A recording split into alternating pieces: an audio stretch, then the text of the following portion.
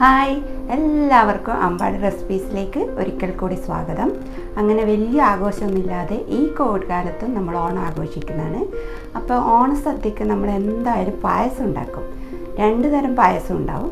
അപ്പോൾ ഞാനിപ്രാവശ്യം ശർക്കര വെച്ചിട്ട് നമുക്ക് വീട്ടിൽ എളുപ്പം ഉണ്ടാക്കാൻ പറ്റിയ അവിൽ കൊണ്ടുള്ള പായസമാണ്. നല്ല പാലട കഴിക്കുന്ന പോലെ തന്നെയുള്ള ടേസ്റ്റാണ്. അപ്പോൾ നിങ്ങളെന്തായാലും ഈ ഓണത്തിന് ട്രൈ ചെയ്ത് നോക്കണേ.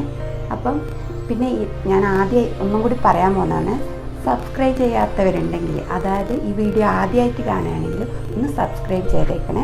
അപ്പോൾ നമുക്ക് ഈ വീഡിയോയിലോട്ട് കിടക്കാം. അതുപോലെ എല്ലാവർക്കും അമ്പാടി റെസിപ്പീസിൻ്റെ എൻ്റെ ഓണാശംസകൾ. നമുക്ക് ആദ്യം അവൽ പായസത്തിൻ്റെ ഇൻഗ്രീഡിയൻസിലേക്ക് പരിചയപ്പെടാം. ഇവിടെ എടുത്തിട്ടുള്ളത് 1 കപ്പ് അവൽ, പിന്നെ കിസ്മിസ്, പിന്നെ ഏലക്ക പൊടിച്ചത്, അണ്ടിപ്പരിപ്പ്, പിന്നെ 1 ലിറ്റർ പാല് നമ്മുടെ മിൽമ പാലാണ്, പിന്നെ 350 ഗ്രാം ശർക്കര, നെയ്യ്. ഇത്രയും സാധനങ്ങളാണ് നമ്മുടെ ഇതിന് വേണ്ടിയിട്ടുള്ള ഇൻഗ്രീഡിയൻസ്. ഒരു പാത്രം അടുപ്പത്ത് വെച്ച് 2 ടേബിൾ സ്പൂൺ നെയ്യ് ഒഴിച്ചതിന് ശേഷം നമുക്ക് അണ്ടിപ്പരിപ്പ് വറുത്തെടുക്കാം. നമ്മുടെ അണ്ടിപ്പരിപ്പ് റെഡിയായി വരുന്നുണ്ട്. അപ്പോഴേക്കും നമുക്ക് കിസ്മിസ് ഇട്ട് കൊടുക്കാം. എന്നിട്ട് രണ്ടും വറുത്തെടുത്തതിന് ശേഷം നമുക്കൊരു പാത്രത്തിലേക്ക് മാറ്റി വെക്കാം. അണ്ടിപ്പരിപ്പ് മുന്തിരിയും വറുത്ത ആ പാനിലോട്ട് തന്നെ നമ്മൾ ആ നെയ്യ് ഉണ്ടാവുമല്ലോ, ആ നെയ്യിലോട്ട് നമ്മുടെ 1 കപ്പ് അവൽ ചേർത്ത് ഇങ്ങനെ വരിയായിട്ട് നമുക്ക് വറുത്തെടുക്കാം.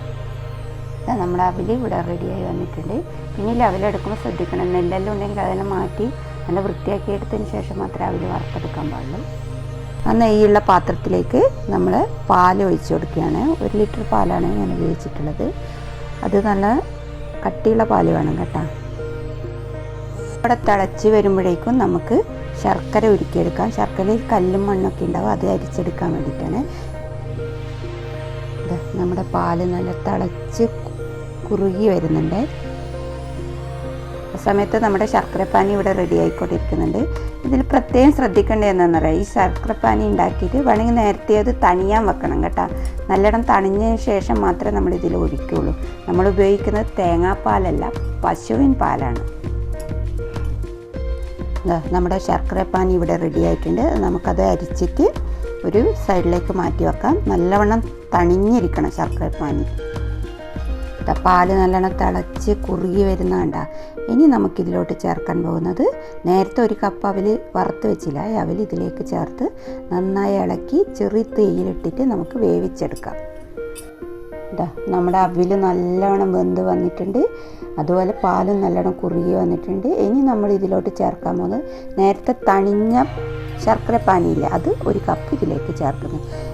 നോട്ട് ദ പോയിൻ്റ്, നമ്മുടെ ശർക്കരപ്പാനി നല്ല തളിഞ്ഞതിന് ശേഷം മാത്രമേ ഇതിലേക്ക് ചേർക്കുള്ളൂ. ഈ സമയത്ത് നമ്മൾ തീ ഓഫ് ചെയ്യണേ, ഇല്ലെങ്കിൽ നമ്മളെ പാലില്ല പിരിഞ്ഞു പോകും. അപ്പോൾ എന്ത് ചെയ്യണം, പ്രത്യേകം ഓർമ്മിപ്പിക്കുന്നത്, നമ്മളെ ശർക്കരപ്പാനി ചേർക്കുമ്പോഴേക്ക് നമ്മൾ ഗ്യാസ് ഓഫ് ചെയ്യണം. പിന്നെ തണിഞ്ഞ ശർക്കരപ്പാനി മാത്രമേ ഇതിൽ ഒഴിക്കാൻ പാടുള്ളൂ. പ്രത്യേകം ഇത് തേങ്ങാപ്പാലല്ല, പശുവിൻ പാലാണ്. അപ്പം നിങ്ങൾ ഇതെന്തായാലും ശ്രദ്ധിച്ചിട്ടേ ഇത് ചെയ്യാൻ പാടുള്ളൂ. ശർക്കരപ്പാനി ഒഴിച്ച് നല്ലവണ്ണം മിക്സ് ചെയ്തതിന് ശേഷം അതിൽ ഞാൻ 1/2 ടീസ്പൂൺ നമ്മുടെ ഏലക്കപ്പൊടി ചേർക്കുകയാണ്. ഏലക്കപ്പൊടി ചേർത്തതിന് ശേഷം ഇതിലേക്ക് ചേർത്ത് കൊടുക്കാൻ പോകുന്നത് അണ്ടിപ്പരിപ്പ് മുന്തിരിയാണ്. ഇത് നമ്മുടെ പായസത്തിൻ്റെ കളറെല്ലാം കണ്ട പാലടേൻ്റെ ഒരു കളർ വന്നിട്ടുണ്ട് കേട്ടോ. ലാസ്റ്റ് 2 ടീസ്പൂൺ നെയ്യും കൂടി ഇതിലേക്ക് ചേർത്ത് കൊടുക്കുകയാണ്. പ്രത്യേകം ശ്രദ്ധിക്കേണ്ടത്, ഞാൻ ഒരിക്കൽ കൂടെ പറയുന്നത്, പാലും അവിലും വെന്തതിന് ശേഷം തീ ഓഫ് ചെയ്തതിന് ശേഷം തണുത്ത ശർക്കരപ്പാനി ഒഴിച്ചതിന് ശേഷമേ നമ്മളിത് നന്നായി മിക്സ് ചെയ്യുള്ളൂ. പിന്നെ തീ കത്തിക്കുന്നില്ലേ, അത് നിങ്ങൾ പ്രത്യേകം ശ്രദ്ധിക്കണേ. അപ്പം നമ്മുടെ അവൽ പായസം ഇവിടെ റെഡി ആയിട്ടുണ്ട്.